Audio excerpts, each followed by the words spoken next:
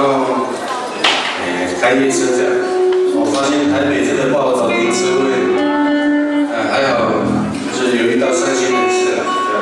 好了，那个我想问刚刚我们出来，你们干嘛尖叫？发生什么事？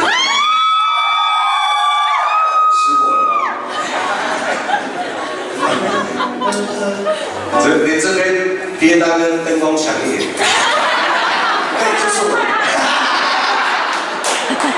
你是穿白色的。我们到这边比赛，好了。好，接下来这首歌哦，献给我最亲爱的一位男人。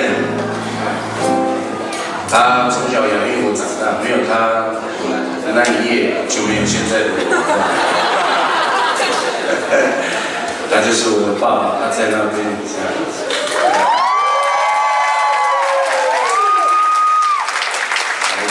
不好意思，送给我爸这首歌，因为他们说主语创作啦，真的刚刚像吉兰罗嘎他们讲的路讲，主语创作真的需要一些平台，需要一些勇气这样啊。也许可能唱得不好，那我刻意在我爸爸面前唱给他听。只要他听得懂，我就很开心的。然后这首歌是要送给他，继上次我们一个创作叫《妈妈的眼睛》之后，这次出了一个《爸爸的眼屎》。